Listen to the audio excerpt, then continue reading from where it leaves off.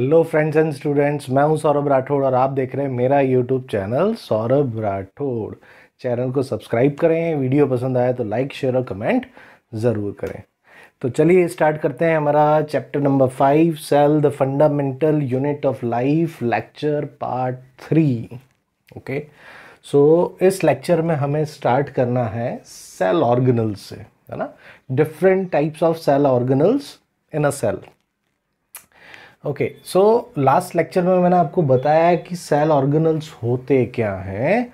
Cell organelles are the different parts of the cell, okay, doing specific function. Cell के अलग अलग parts हैं जो अपना अपना काम करते हैं, ठीक है। सबका फंक्शन अलग अलग है। सेल ऑर्गेनल्स होते कहाँ हैं? सेल ऑर्गेनल्स साइटोप्लाज्म में होते हैं, है ना। And what is cytoplasm? Cytoplasm is a fluid, liquid एक तरह का, filled between nucleus and the cell membrane, ठीक है। सो न्यूक्लियस के बाहर होता है, सेल मेम्ब्रेन के अंदर होता है ना। सो या यूं कहें न्यूक्लियस और सेल मेम्ब्रेन के बीच में होता है, और साइटोप्लाज्म में ही सारे अलग अलग सेल ऑर्गेनल्स होते हैं, ठीक है। सो इसमें सबसे पहला है हमारा ER, the full form is endoplasmic reticulum, है ना। This is a type of cell organelle, okay. कहां पे होता है ये? अगर रफली मैं स्ट्रक्चर बनाऊं, so if this is a cell, this is nucleus और ये साइटोप्लाज्म है, ठीक है। This is cell membrane, nucleus, cytoplasm. So सारे सेल ऑर्गेनल साइटोप्लाज्म में ही होते हैं। सो यहाँ पे somewhat it is attached to the nuclear membrane. Nucleus की जो मेम्ब्रेन है ना, उससे जुड़ा होता है, ठीक है। साइटोप्लाज्म में है और न्यूक्लियर मेम्ब्रेन से जुड़ा है। तो अगर इसी स्ट्रक्चर को थोड़ा सा मैं क्लियर करके आपको समझाऊं, सो एंडोप्लाज्मिक रेटिकुलम कुछ ऐसा दिखाई देता है, okay. Endoplasmic reticulum actually cell का ट्रांसपोर्टिंग सिस्टम है, ठीक है। सेल के अंदर बहुत सारी मेटाबॉलिक एक्टिविटीज चल रही हैं, है ना। कुछ सब्सटेंसेस का प्रोडक्शन हो रहा है। तो ER जो है वो सब्सटेंसेस बनाता भी है, इनमें से कुछ सब्सटेंस, और उसको ट्रांसपोर्ट भी करता है। और ट्रांसपोर्ट कहां से कहां करता है? साइटोप्लाज्म के अंदर एक पार्ट से दूसरे पार्ट में, है ना। जैसा मैंने आपको बताया, this is cell, this is nucleus, this is cytoplasm and this is ER, है ना। तो साइटोप्लाज्म के अंदर ER, मान लो कि यहां से यहां कुछ मटेरियल पहुंचाना है इस सेल ऑर्गेनल तक, तो उसने पहुंचा दिया, है ना। यहां से यहां कुछ मटेरियल पहुंचाना है, यानी साइटोप्लाज्म के अंदर भी एक जगह से दूसरी जगह। और क्योंकि ये न्यूक्लियस से अटैच्ड है, तो न्यूक्लियस के अंदर भी पहुंचा सकता है, और किसी मटेरियल को न्यूक्लियस से बाहर निकालना है तो उसको भी दूसरे पार्ट तक पहुंचा सकता है ना। So what is the function of ER? The function of ER is to manufacture some substances and transport them within the cytoplasm, cytoplasm के अंदर, from one part to another part, और from nucleus to cytoplasm and cytoplasm to nucleus, है ना। So nucleus से बाहर निकाल के cytoplasm में लाना हो या साइटोप्लाज्म से न्यूक्लियस के अंदर ले जाना हो, तो ये दोनों ही काम कौन करता है? ER करता है, ठीक है। अब अगर ER के हम स्ट्रक्चर की बात करें कि ये दिखता कैसा है, तो ये ऐसा दिखता है, ठीक है। जस्ट इमेजिन दिस कि एक स्फेरिकल बॉल है ना, उसको बीच में से आपने कट कर दिया है।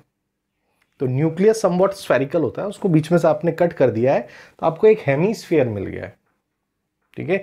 एक नींबू है, उसको बीच में से आपने हॉरिजॉन्टली आधा कट कर दिया है, तो वो आधा कैसा दिखाई देगा? समथिंग लाइक दिस, है ना। इसको थोड़ा सा 3D में इमेजिन करो। So this is the nucleus, this part, this black one is nucleus. Nucleus की जो न्यूक्लियर मेम्ब्रेन है, ये देखो दो दो मेम्ब्रेन की कवरिंग है न्यूक्लियस के ऊपर। ये लास्ट लेक्चर में मैं आपको बता चुका हूं, है ना। डबल मेम्ब्रेन कवरिंग होती है, और इस न्यूक्लियर मेम्ब्रेन में देखो छोटे छोटे से पोर्स बने हैं, इसे हम बोलते हैं न्यूक्लियर पोर। छोटे छोटे से होल्स हैं, ये भाई होंगे तभी तो मटेरियल का ट्रांसपोर्ट होगा ना, न्यूक्लियस से बाहर साइटोप्लाज्म में और साइटोप्लाज्म से न्यूक्लियस के अंदर, ठीक है। सो न्यूक्लियस से एग्जैक्टली अटैच्ड है ये ये जितना भी रेड पोर्शन आपको दिख रहा है, दिस इज एंडोप्लाज्मिक रेटिकुलम, ये ईआर है। ये ब्लैक वाला पोर्शन न्यूक्लियस है। तो न्यूक्लियस से देखो बिल्कुल अटैच्ड है, अटैच तो रहना पड़ेगा क्योंकि इसका काम ही यही है कि न्यूक्लियस से किसी सब्सटेंस को बाहर ले जाना हो तो उसको बाहर ट्रांसपोर्ट कर दे साइटोप्लाज्म में, या साइटोप्लाज्म से किसी मटेरियल या सब्सटेंस को न्यूक्लियस के अंदर ले जाना हो तो उसे अंदर पहुंचा दे। ठीक है, तो ये न्यूक्लियस से अटैच्ड रहता है, राइट। अभी इसका स्ट्रक्चर देखो आप, यहां पे अगर ध्यान से देखोगे ना तो ऐसा ये फोल्डेड शीट्स है, इतना स्ट्रक्चर यहां से लेके यहां तक, दिस वन, ये फोल्डेड शीट्स हैं, है ना। और यहां पे ध्यान से देखोगे तो ये ट्यूब लाइक स्ट्रक्चर है, ट्यूब जैसे बने हुए, देखो ट्यूब जैसे। ओके, तो अगर स्ट्रक्चर को लैंग्वेज में लिखना है हमें तो कैसे लिखेंगे, है ना। ER इज हैविंग मैम्ब्रेनस शीट्स, है ना, मैम्ब्रेन है इन शीट्स के ऊपर, इसीलिए इनको क्या बोलते हैं हम, membranous sheets, and tubules, TUBULES, tubules, ये ट्यूब लाइक स्ट्रक्चर को हम बोलते हैं tubules. Okay, so how to write the structure of ER? ER और endoplasmic reticulum is membranous sheets और tubules attached to the nuclear membrane, है ना। सो मैम्ब्रेनस sheets भी हैं, ट्यूब्यूल्स भी हैं, और किससे अटैच्ड है, न्यूक्लियस से, राइट। सो ER का बेसिक फंक्शन आपको समझ में आया कि ये कुछ मटेरियल या सब्सटेंस प्रोड्यूस भी करता है, मैन्युफैक्चरिंग भी होती है उसकी, बट इसका मेन काम ट्रांसपोर्टेशन का है। ठीक है, साइटोप्लाज्म से न्यूक्लियस में ले जाना उस मटेरियल को, या न्यूक्लियस से साइटोप्लाज्म में ले जाना, राइट। तो उसमें ER का रोल आ जाता है। अच्छा, अभी आप देखो ER में भी दो टाइप्स हैं, there are two types. One is RER.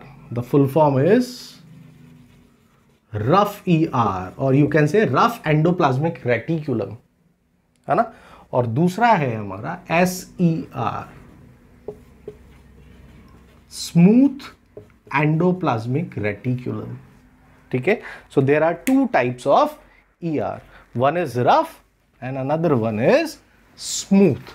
Okay, so अगर क्वेश्चन आता है कि how many types of ER, okay, classify them. So there are two types of ER, RER, which is rough endoplasmic reticulum, and another is SER, smooth endoplasmic reticulum.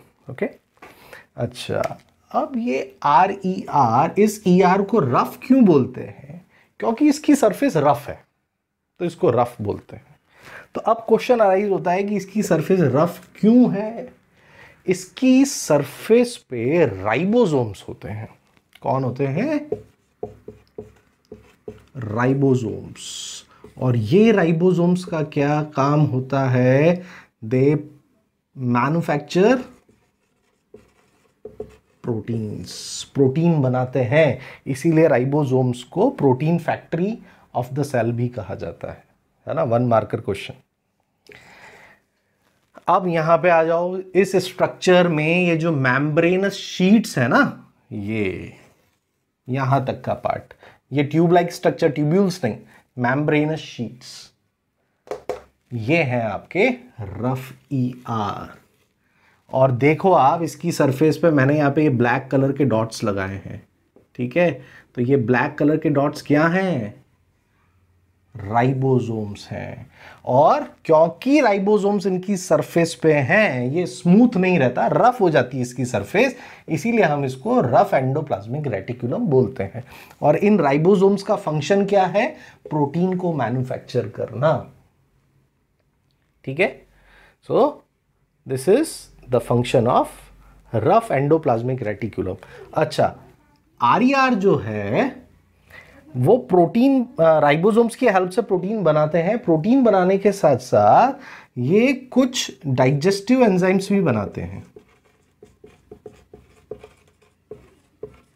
Digestive enzymes. और इन digestive enzymes का क्या role है, अभी आगे जो मैं आपको cell organelle समझाऊंगा, लाइसोसोम्स, उसमें इसका रोल आपको समझ में आ जाएगा।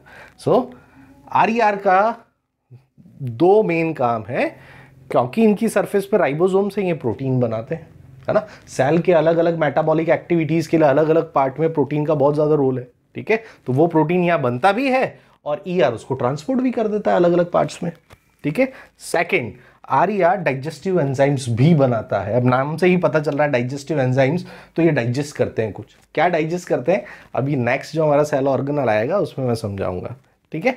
अभी आ जाते हैं हम स्मूथ एंडोप्लाज्मिक रेटिकुलम में। ये स्मूथ क्यों है भाई, क्योंकि इसकी सरफेस रफ नहीं है। रफ क्यों नहीं है, क्योंकि इनकी सरफेस पे राइबोसोम्स नहीं है, ठीक है। ये रहा, तो स्मूथ एंडोप्लाज्मिक रेटिकुलम जो है ना, उनका स्ट्रक्चर ट्यूब्यूलर स्ट्रक्चर है। ये शीट्स नहीं है, ऐसा शीट्स नहीं है, ये ट्यूब जैसे हैं, तो ये ट्यूब्यूलर स्ट्रक्चर है, ठीक है। अब क्वेश्चन अराइज होता है कि एसईआर का फंक्शन क्या है, ठीक है। तो एसईआर कुछ फैट मॉलिक्यूल्स बनाते हैं, है ना, and they also prepare some lipids, है ना। एक तरह के लिक्विड होते हैं, फ्लूइड है, लिपिड्स और फैट मॉलिक्यूल्स बनाता है। ये फैट मॉलिक्यूल्स और लिपिड्स एसईआर से बनते हैं, ठीक है, ये प्रोड्यूस करता है उनको, और प्रोटीन मिलता है आरईआर से। और ये तीनों प्रोडक्ट, फैट मॉलिक्यूल्स, लिपिड्स और प्रोटीन मिलके सेल का जो सेल मेम्ब्रेन होता है ना, ये सेल है, ये न्यूक्लियस है, ये जो इसकी आउटर कवरिंग है ना, cell membrane, this is your cell membrane.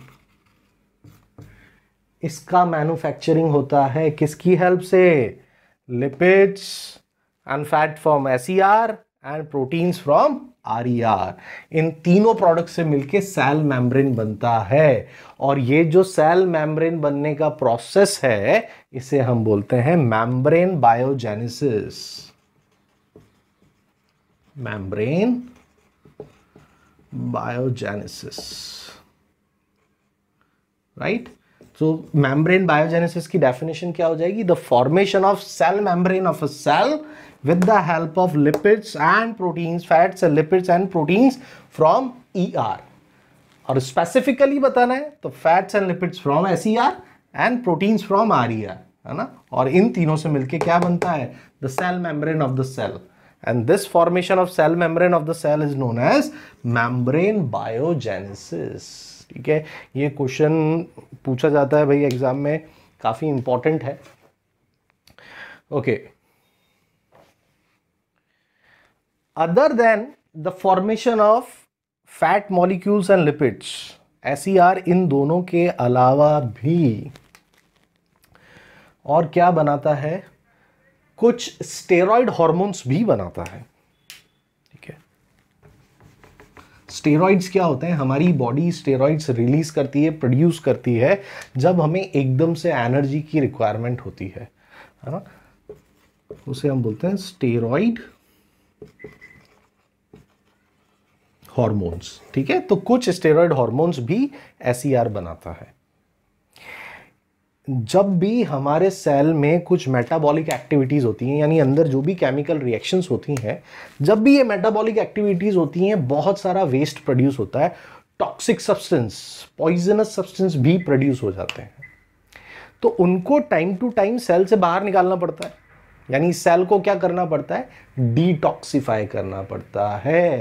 तो डिटॉक्सिफाई करने का काम सेल को, वो भी एसईआर का है। तो बहुत इंपॉर्टेंट रोल है ये, ठीक है ना।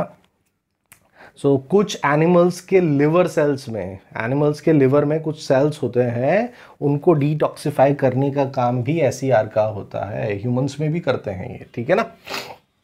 So it also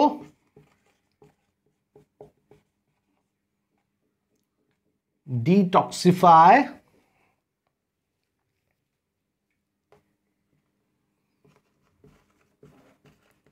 metabolic waste, है ना। जो मेटाबॉलिक एक्टिविटीज से प्रोड्यूस हुआ है, उस वेस्ट को डिटॉक्सिफाई भी करता है।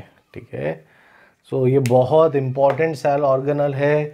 वापस से इसको शॉर्ट में मैं आपको समझा देता हूँ। ER एंडोप्लाज्मिक रेटिकुलम, है ना, it is the main, you can say the transporting system of the cell. It produces few of the substances and also transport it within the cell.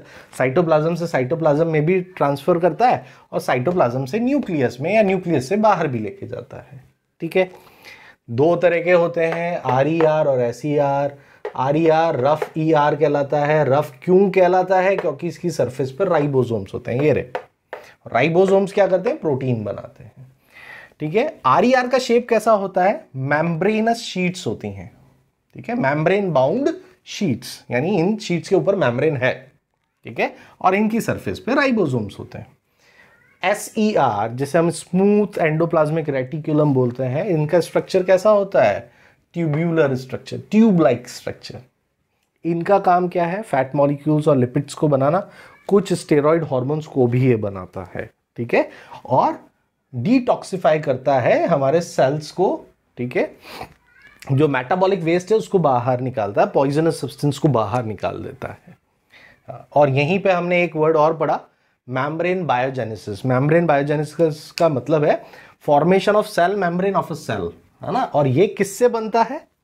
Proteins from ribosomes, और you can say RER, and fat molecules and lipids from smooth ER, SER। और ये तीनों मिलके बना देते हैं cell membrane. इस process को हम बोलते हैं, इन तीनों से मिलके बनता है सेल मेम्ब्रेन, और इस प्रोसेस को हम बोलते हैं मेम्ब्रेन बायोजेनेसिस। ओके, सो बहुत इंपॉर्टेंट है ये।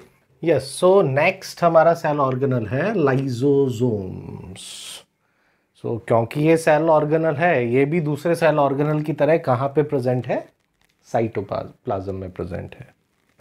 ठीक है, अच्छा, ये एक्चुअली सेल का सफाई कर्मचारी है। सफाई करने का काम इसका है ना। इसीलिए इसको waste disposal system of a cell भी कहा जाता है। ठीक है, सो क्लीनिंग का जितना काम है ना सेल का, वो इसका है। तो ये क्लीनिंग करता कैसे है सेल की? और चलो इससे पहले क्वेश्चन ये राइज होता है कि सेल की क्लीनिंग की रिक्वायरमेंट क्या है, किससे बचाना है सेल को, है ना। सेल में कभी कभी कुछ फॉरेन मटेरियल अंदर आ जाता है ना। फॉर एग्जांपल फ्यू बैक्टीरियाज, है ना, हमारे सेल से काफ़ी छोटे होते हैं तो आ सकते हैं सेल के अंदर। और अगर ये गुड बैक्टीरियाज नहीं है so they will harm the cell, है ना। तो बहुत ज़्यादा सेल का मेटाबॉलिज्म जो है वो उसको ख़राब कर सकते हैं। ठीक है, या तो बैक्टीरिया हो गए, या चलो मान लो कि वॉर्न आउट ऑर्गेनल्स है ना। वॉर्न आउट का मतलब एक्चुअली तो होता है घिसा हुआ। सो यहाँ पे वॉर्न आउट ऑर्गेनल्स का मतलब है वो ऑर्गेनल्स जो पुराने हो गए हैं, प्रॉपरली वर्क नहीं कर रहे हैं, या उनके ऊपर की मेम्ब्रेन जो है वो नहीं है ना। तो वॉर्न आउट ऑर्गेनल्स उसे बोलते हैं।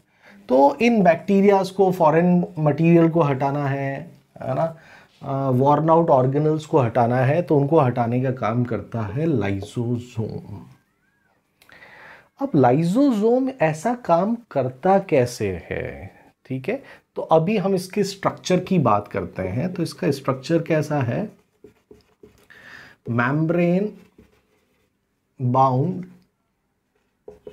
सैक्स होते हैं इसमें। सैक किसे बोलते हैं? अ बैग लाइक स्ट्रक्चर जिसमें कोई फ्लूइड या लिक्विड भरा होता है उसे सैक बोलते हैं।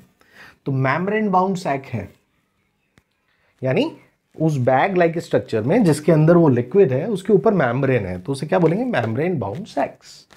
अभी इसके अंदर क्या है? सैक में क्या होता है?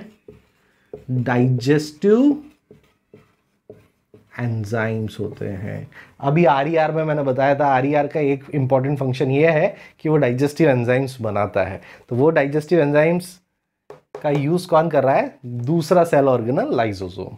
ठीक है, तो अभी इनके अंदर डाइजेस्टिव एंजाइम्स हैं, ये डाइजेस्टिव एंजाइम रिलीज करते हैं और वो डाइजेस्टिव एंजाइम इन बैक्टीरियाज को या कोई भी हार्मफुल फॉरेन मटेरियल जो सेल के अंदर आया है और मेटाबॉलिक एक्टिविटीज को खराब कर रहा है, या वॉर्न आउट सेल ऑर्गेनल्स हैं, पुराने सेल ऑर्गेनल्स हैं, प्रॉपर्ली वर्क नहीं कर रहे हैं, या जिनकी मेम्ब्रेन खराब हो चुकी है, मेम्ब्रेन है ही नहीं, उनको डाइजेस्ट करके हटा देता है, डाइजेस्ट कर देता है।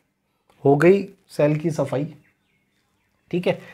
बट लाइसोसोम का सबसे इंपॉर्टेंट काम, या एक इसका दूसरा नाम है, इन्हें हम सुसाइडल बैग्स भी बोलते हैं।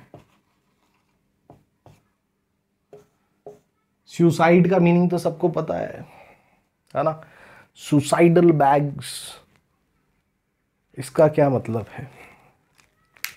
मान लो कि बहुत ज़्यादा हार्मफुल फॉरेन मटेरियल एंटर हो गया सेल के अंदर, ठीक है, और उसने सेल की मेटाबॉलिक एक्टिविटीज़ को बुरी तरीके से ख़राब कर दिया, है ना। अभी किसी भी तरीके से ये एक्टिविटीज़ ठीक नहीं हो सकती हैं, ठीक है। तो इस केस में ये थोड़ा थोड़ा डाइजेस्टिव एंजाइम रिलीज करने से कुछ फ़ायदा नहीं होगा, है ना। सो इस पर्टिकुलर केस में जब सेल का मेटाबॉलिक हेल्थ और you can say the metabolic activities बहुत ज़्यादा हैम्पर हो जाती हैं बैडली, है ना, तब ये क्या करता है, लाइसोसोम खुद को बर्स्ट कर लेता है, खुद को फोड़ लेता है। अब क्या होगा, इसके अंदर जितना भी डाइजेस्टिव एंजाइम था ना, वो सारा बाहर आ जाएगा, और इतनी ज़्यादा क्वांटिटी में डाइजेस्टिव एंजाइम बाहर आता है कि पूरे का पूरा सेल ही डाइजेस्ट हो जाता है, सेल ही नहीं रहेगा। तो जब सेल ही नहीं रहेगा तो उसके अंदर का ऑर्गेनल भी नहीं रहेगा। हिंदी में एक कहावत है, ना रहेगा बांस ना बजेगी बांसुरी। तो बस यही चीज़ होती है कि जब ये खुद को बर्स्ट कर लेता है तो पूरा के पूरा सेल को ही ये डाइजेस्ट कर देता है। सो इसीलिए इसको सुसाइडल बैग्स बोलते हैं। अभी सेल डाइजेस्ट हो गया, इसका फ़ायदा क्या हुआ? क्योंकि वो सेल ऑलरेडी इन्फेक्टेड था, ख़राब हो गया था, तो वो आसपास के सेल को भी ख़राब कर सकता है ना। तो इससे अच्छा कि लाइसोसोम ने उस सेल को ही डाइजेस्ट कर लिया। हमारी बॉडी डेली बेसिस पे नए सेल्स बनाती रहती है, वो सेल फिर से फॉर्म हो जाता है, ठीक है। तो लाइसोसोम्स का काम होता है डाइजेस्टिव एंजाइम्स रिलीज करना, है ना, और फॉरेन बॉडीज जो एंटर हो रही हैं सेल के अंदर, जो सेल को हार्म करती हैं, लाइक बैक्टीरियाज, है ना, या कुछ वॉर्न आउट ऑर्गेनल्स जो ऑलरेडी प्रेजेंट है उसके अंदर, उनको डाइजेस्ट कर देना, ठीक है। और कुछ ऐसी सिचुएशन आ जाए जिसमें सेल को ही डाइजेस्ट करना पड़ जाए तो वो खुद को बर्स्ट कर लेता है। That's why they are also known as suicidal bags, है ना। और ये बहुत इंपॉर्टेंट टॉपिक है, ईआर से ज़्यादा इंपॉर्टेंट है, इस पे क्वेश्चन आता है, why lysosomes are known as suicidal bags, ना, वेरी वेरी इंपॉर्टेंट क्वेश्चन, तो ये एग्जाम में आ सकता है, ठीक है। तो आज के लेक्चर में इतना ही रखते हैं। ये 2 सेल ऑर्गेनल्स के बारे में हमने पढ़ा, बाकी के कुछ और सेल ऑर्गेनल्स है वो लेक्चर में पार्ट 4 में हम कवर कर लेंगे, ठीक है। सो मेरे चैनल को सब्सक्राइब करें, वीडियो पसंद आए तो लाइक शेयर और कमेंट ज़रूर करें। ओके, जय हिंद, जय भारत, नमस्कार।